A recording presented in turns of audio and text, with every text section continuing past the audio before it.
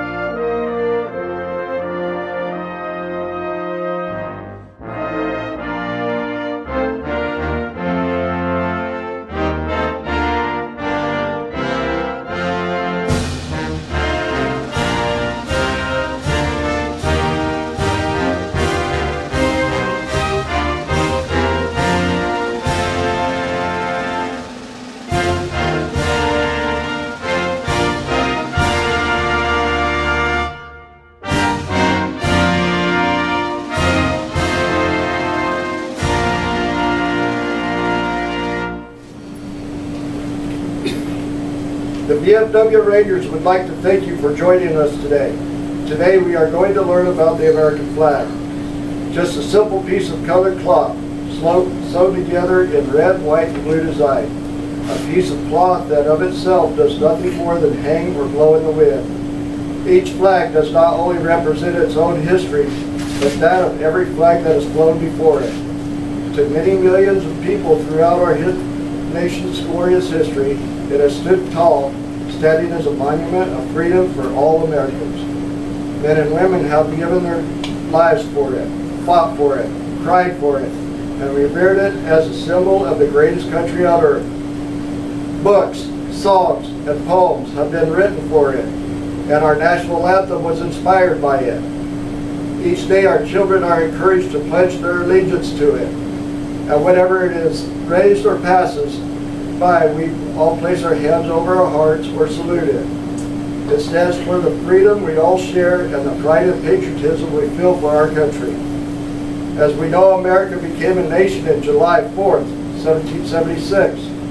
The flag at that time was in continental colors. Our flag as we know it today, with the white stars on blue background and red and white stripes, was born on June 14, 1777. June 14th is now observed as Flag Day.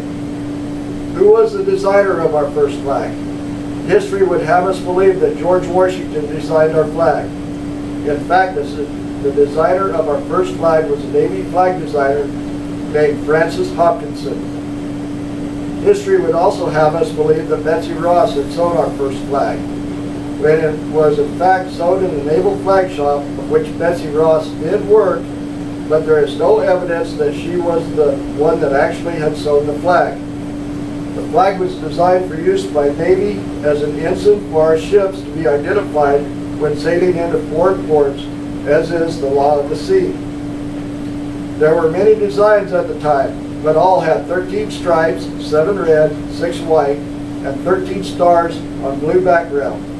The difference was in how the stars were arranged. These flags would fly for 18 years until Vermont and Kentucky came into the Union. There were 2 flags adopted at that time, which flew for 23 years. During these 23 years, Congress passed a resolution that with each new state, another star would be added, but the new design for each flag would not become official until the 4th of July, following the new design. The flag would change many times over the years as new states entered the Union. The second longest flag to be flown was our 48-star flag that flew from July 4th, 1912 until July 3rd, 1959, when Alaska would enjoy the Union, and so the 49-star flag lasted 1 year, and Hawaii would enter into the Union, and the 50-star flag was placed into service, and still flies to this day, making it the longest flying flag today. When Alaska and Hawaii were being considered for statehood in the 1950s, more than 1,500 designs were submitted to President Dwight D. Eisenhower. Of these proposals, one created by a 17-year-old Robert G. Heft in 1958 as a school project received the most publicity. His mother was a seamstress, but refused to do any of the work for him. He originally received a B- for the project. After discussing the grade with his teacher, it was agreed, somewhat jokingly, that if the flag was accepted by Congress, the grade would be reconsidered. Hest's flag design was chosen and adopted by presidential proclamation after Alaska and before Hawaii was admitted into the Union in 1959. According to Heft, his teacher did keep the prompt agreement and changed his grade to an A for the project. Both the 49 and 50-star flags were flown for the first time ever at Fort McHenry on Independence Day, 1 year apart, 1959 and 1960 respectively. What do our stars and stripes symbolize? The 50 stars on the blue background symbolize the states of the Union, 1 star for each state. Our flag has 13 stripes, 1 stripe for each colony. When displaying the American flag, it should be on a staff, or more commonly known as a flagpole, with the tail of the flag flying freely. If the flag is to be displayed vertically, it should be displayed with stripes vertical and the canton or blue field on the upper left corner and secured at staff end only, again, to let the tail fly freely. The United States Flag Code outlines certain guidelines for use, display, and disposal of the flag. For example, the flag should never dip to any person or thing unless it is the ensign responding to a salute from a ship of a foreign nation. This tradition may come from a 1908 Summer Olympics in London, where countries were asked to dip their flags to King Edward VII. The American flag bearer did not. Team Captain Martin Sheridan is famously quoted as saying, "This flag dips to no earthly king," though the true provenance of this quotation is unclear. The flag should never be allowed to touch the ground, and if flown at night, must be illuminated. If the edges become tattered through wear, the flag should be repaired or replaced.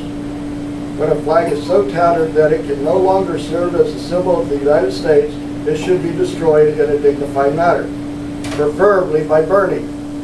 The American Legion and the Veterans of Foreign Wars regularly conduct flag retirement ceremonies, as well as Boy Scouts of American troops. The flag code prohibits using the flag for any advertising purpose, and also states that the flag should not be embroidered, printed, or otherwise impressed on such articles as cushions, handkerchiefs, napkins, boxes, or anything intended to be discarded after temporary use. Section 8, entitled Respect for Flag, states in part, the flag should never be used as wearing apparel, bedding, or drapery, and no part of the flag should ever be used as a costume or athletic uniform. When displaying the flag, the canton or blue field should be in the upper left corner, except when on the right side of any object that moves.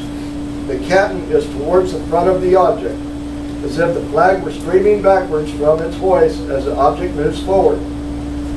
When displayed on a uniform, they do make patches for right and left shoulder, and typically displayed with canton forward. The Boy Scouts of America displays the patch backwards as to not mimic the military. Though not part of the official flag code, according to the military custom, flags should be folded into a triangular shape when not used. There is also no specific meaning for each fold of the flag. However, there are scripts read by non-government organizations and also by Air Force that are used during flag folding ceremonies. We will go through one of those scripts as we fold the flag today.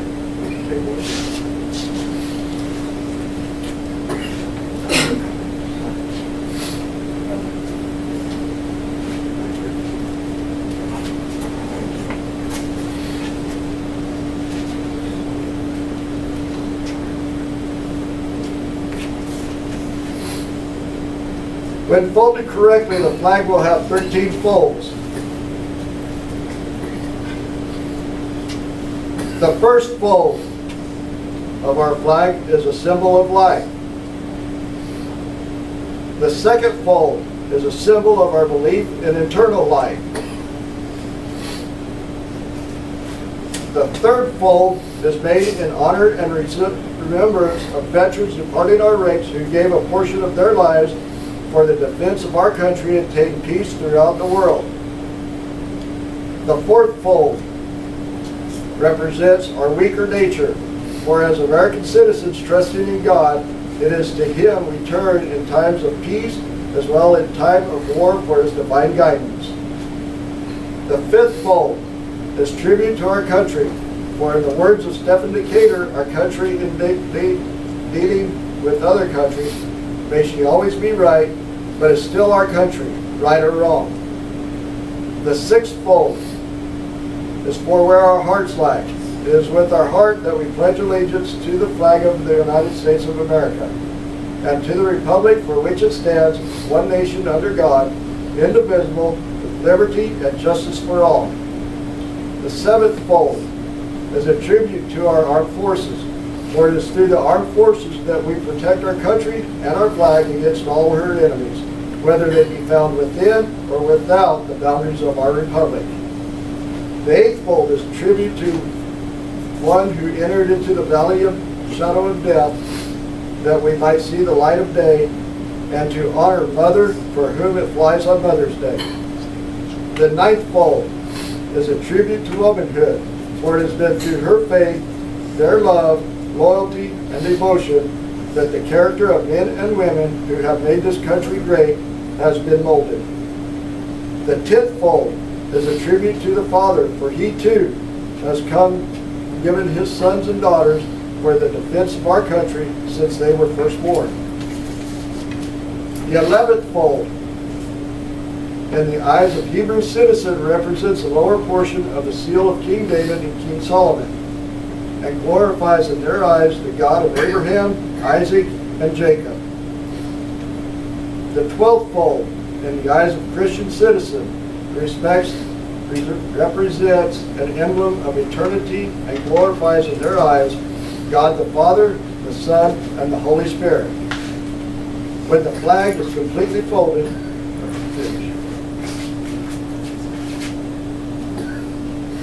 the stars are uppermost, reminding us of our nation's motto, "In God We Trust." After the flag is completely folded and tucked in, it takes on the appearance of a cocked hat.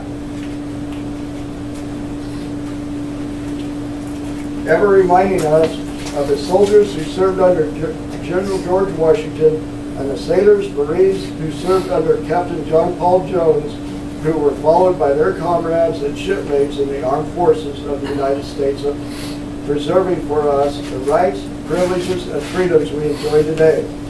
There are some traditions and ways of doing things which I keep meeting.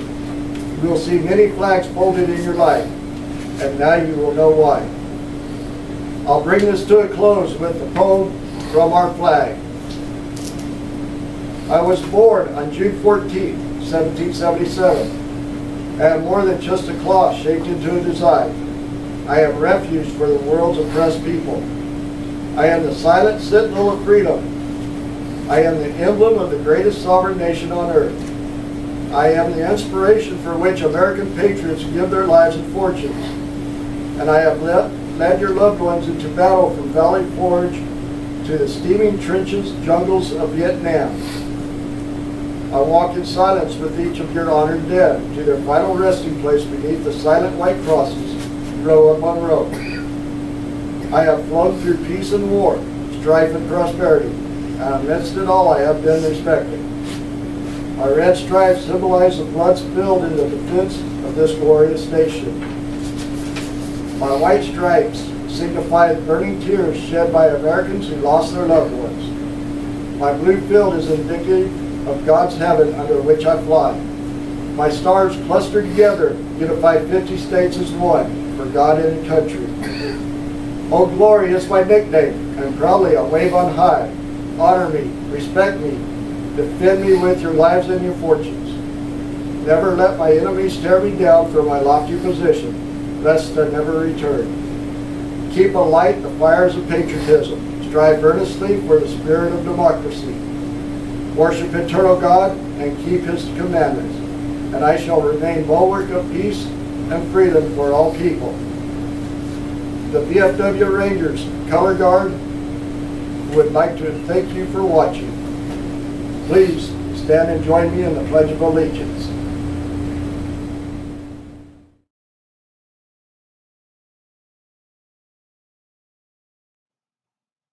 I pledge allegiance to the flag of the United States of America and to the republic for which it stands, one nation under God, indivisible, with liberty and justice for all.